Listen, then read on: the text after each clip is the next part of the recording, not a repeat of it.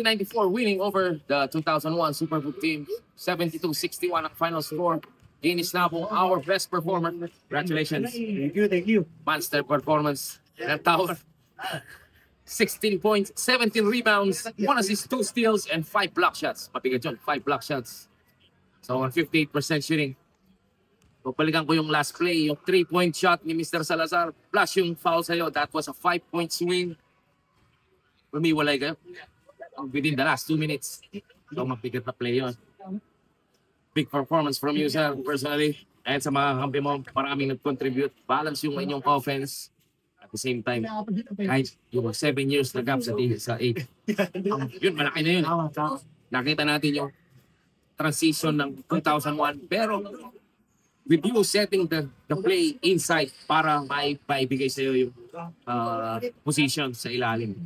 Na-discard yan yun. So, the veteran smarts of 1994 working over the 2001. Anong masasabi mo sa magandang performance of 1994? Sa simula pa lang, sinabi ko na sa kanila.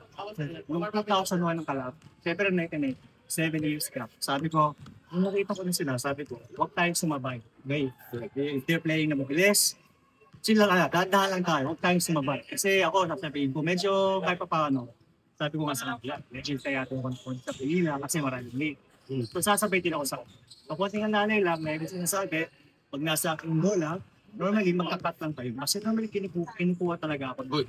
Double team. So pasa lang ako, pag libre, pasa.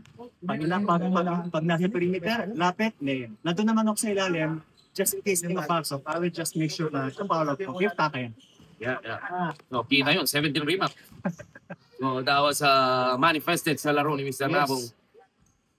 Well, maganda yung teamwork. Even though maraming kulang.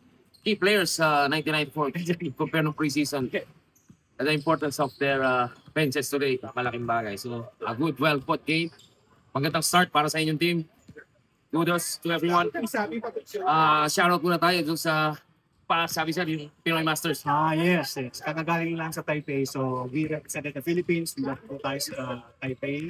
45 up, Philippine team. So, kakabalik lang ng 3 weeks ago. So, champion tayo, gold tayo. Ayan, congratulations. Medyo isang karangal sa Team Pilipinas dito. Sa edad namin 45 po.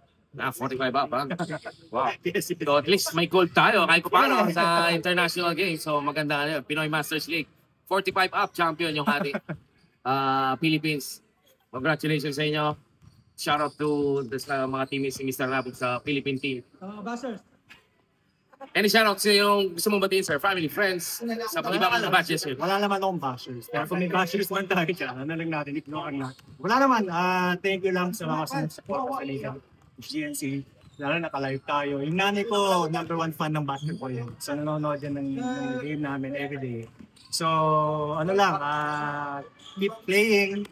And competition lang, enjoy ng buhay. Habang tayo pa maglaro, let's just play. Yan. That's our best player, Mr. Ginis Nabong. Thank you. Congratulations. Nice to hear from you. Great words from himself.